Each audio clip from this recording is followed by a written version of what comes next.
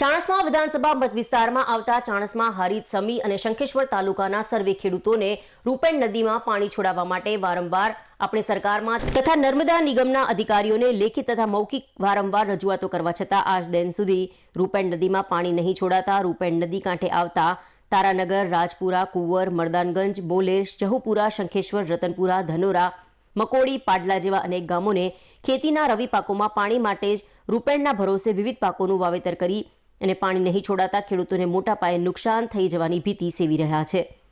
રૂપેણ નદીમાં પાણી છોડાવવા મુદ્દે ચાણસ્મા નર્મદા કચેરી બહાર પ્રતિક ધરણા પર ચાણસ્મા વિધાનસભાના ધારાસભ્ય દિનેશભાઈ ઠાકુરે ખેડૂતોના હિત માટે પ્રતિક ધરણા પર બેઠા છે। ચાણસ્મા નર્મદા કચેરી બહાર ચાણસ્મા ધારાસભ્ય દિનેશ ઠાકુર સહિત ખેડૂતો સહિત કોંગ્રેસના કાર્યકરો પ્રતિક ધરણા પર બેઠા હતા। ખેડૂત વિરોધી સરકાર સામે પણ ધરણા પર બેસી પાણી છોડાવવા માટે માંગ કરવામાં આવી રહી છે। મારું નામ કાંતિજી રાજાજી ઠાકોર, તારાનગર, તાલુકો શંખેશ્વર, જિલ્લો પાટણ। જે કે અમારે રૂપેણ નદીના પાણી છોડવા માટે અમે આ બધા ભેગા થયા છીએ। આજે અમે ઉપવાસ માથે બેઠા છીએ। રૂપેણ નદીમાં પાણી આપવા માટે અમે સરકારને વિનંતી કરીએ છીએ, કારણ કે અમારે છેલ્લા ગામડા છેવાડા ગામડા છે, અમારે કોઈ કેનાલમાં પાણી આવતું જ નથી। કેનાલો બનાવી ખરી પણ એની અંદર હજુ પાણી જ નથી, સિંચાઈનો કોઈ ચહેરો નથી પાયો ખેડૂતે। એટલે આ જે રૂપેણ નદીના જે ભરોસે અમે જે ખેડૂતે ખેતી કરી છે, એટલે અત્યારે પાણી રૂપેણ નદીમાં ખારું થઈ ગયું સાહેબ। એટલે રૂપેણ નદીમાં પાણી છોડવા અમે સરકારને વિનંતી કરીએ છીએ। જે કોઈ અધિકારી હોય, જો કોઈ સાહેબો કર્મચારીઓ હોય, એમને અમે નમ્ર વિનંતી કરીએ કે રૂપેણ નદીમાં ઝડપી પાણી છોડો, ન કે અમારા જીરા પાક બધું બરેહરો, ઘાસ ચારો પણ બરેહરો, ઢોરાને પાણી પણ પીવા નથી, પાણી માટે માલ પણ વરખા મારે હેરો, પશુ પક્ષી પ્રાણી દરેક રૂપેણ નદીના કાંઠામાંથી પાણી પી એમની જીવન વિતાવે છે, બરાબર। આજે અમારે બહુ ઉપાધિ, એનું કારણ કે વ્યાજવા ઉધડવા પૈસા લાવી અમે આજે અમારી આજીવિકા ચલાવવા માટે લાખો કરોડો રૂપિયાનો ખર્ચો કરી નાખ્યો છે। 5 વીઘા જમીનમાં અત્યારે અમારે જીરા છે, હવે જીરા હાવ હુકા હેરા। જો હવે 2 દાડામાં પાણી છોડવામાં નહીં આવે તો અમારા જીરા હુકી જાય છે, તો અમે વ્યવહાર કઈ રીતે કરીશું? તમારા જેવા આગળ 25 રૂપિયા લીધા છે અમે વ્યાજવા, તો એનો પૈસા તમારે ભરવા પડશે ને। જો અમારે પાણી જલ્દી જ નહીં છોડે તો અમારો પાક સાહેબ નિષ્ફળ જશે। એટલે રૂપેણ નદીમાં પાણી છોડવા માટે વિનંતી કરીએ સરકારને। એટલે બીજું શું નામ છે દાદા? ચાવડા હીરાભાઈ, ગામ પંચાસર। દર વર્ષે રૂપેણ નદીમાં દર વર્ષે પાણી છોડવામાં આવે છે। હવે શું કારણ છે આ સાલ સરકારે પાણી છોડ્યું નથી, અને પાણી છોડ્યું થોડાક દિવસ, એના ભરોસે લોકોએ ખર્ચા કરી અને ખેતી કરી, જીરાની, ઘઉંની, ઈસબગુલની બધી, પણ હવે અત્યારે પાણી બંધ છે। હવે પાણી પુષ્કળ નથી જોતું। અમારે તો એક ધક્કો મારે ને તો જે ખારું પાણી છે એ બધાનો નિકાલ થઈ જાય અને પાણી ખારું સીધું મીઠું થઈ જાય।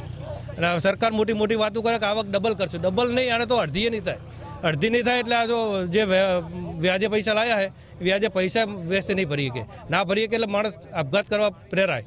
એટલે સરકારને મારી વિનંતી છે કે તમે આવક ડબલ ના કરો તો કંઈ નહીં, પણ સિંગલ આવક થાય એ રીતનું પાણી છોડો। વાવેતર હશે લગભગ 1500-2000 વીઘા। આમાં 4 તાલુકા આવે છે, બેતરાજી, શંખેશ્વર, હારીજ, સમી અને દસાડા અને પાડીવાડાની બધા ગામ આની અંદર આવે। અમારી માંગ બસ પાણી છોડો, ના છોડી ના તો આ પાક નિષ્ફળ જાય। R K. Thakor, incharge deputy engineer, main canal, Chanasma sub division. અત્યારે ખેડૂતો રૂપેણ નદીમાં પાણી છોડવા માટે એમની લાગણીને લઈ અને પાણી છોડવા માટેને આવેદનપત્રક આપ્યું છે। જે આવેદનપત્રને આધારે સરદાર સરોવર નર્મદા નિગમના ઉચ્ચ કક્ષાએ અત્યારે લેટર મોકલી અને આવેદન બાબતે જાણ કરવામાં આવશે, અને એનો જે નિર્ણય આવશે ત્યાંથી એ નિર્ણયના આધારે સત્વરે કામગીરી કરવામાં આવશે। દર વર્ષે પાણી છોડવામાં આવતું, આ વર્ષે કેમ પાણી છોડવામાં નહીં આવે? દર વખતે પાણી રૂપેણ નદીમાં મુખ્યત્વે જ્યારે ડેમ ઓવરફ્લો થતો હોય છે એ જ કન્ડિશનમાં નદીમાં પાણી નાખવામાં આવતું હોય છે। જ્યારે સિંચાઈ માટે નર્મદા દ્વારા દરેક કેનાલો, બ્રાન્ચ કેનાલો, માઇનરો અને ડિસ્ટ્રિક્ટ વગેરે દ્વારા પાણી છોડવામાં આવતું હોય છે। એમની રજૂઆત છે, એ સાપેક્ષમાં આજે ઉપર જાણ કરીશું। જો રૂપેણમાં નિર્ણય આવશે તો એના આધારે કામગીરી કરીશું। આ વર્ષે લેખિતમાં અત્યારે રજૂઆત આવી છે એમની। એમ બેહવું પડ્યું સાહેબ, અમારા નદી રૂપેણ નદીના કાંઠે ક્ષેત્ર મારું હોય, અને તાલુકો શંખેશ્વર છે અમારો, તાલુકો શંખેશ્વર, રૂપેણ નદીના કાંઠા પર ક્ષેત્ર છે। પાણી આવતું નહીં, પાણી ખારું થઈ ગયું। અમે જીરા કર્યા છે, કોળા જીરા, ખાધા જીરા, ઘઉં, એરંડા બધું કર્યું, પણ પાણી આવતું નહીં। તે પાણી વગર બેઠા છીએ, તે બે પાણી ખારું પાણી થઈ ગયું સાહેબ હે। એટલે પાણી માટે ધારણે બેઠા છીએ, અને ધારાસભ્યને વિનંતી કરીએ કે ધારાસભ્ય તમે મોટા આગેવાન હો, તમે પાણી છોડાવો। તે પાણી છોડાવવા માટે અમે ખેડૂત લોકો અહીંયા આવ્યા સાહેબ છીએ, અને પાણી છોડવાનું તાત્કાલિક કરો અમે પાક હુકાય છે મને ત્યાં કાંઠે ખેતર છે તાલુકો શંકેશ્વર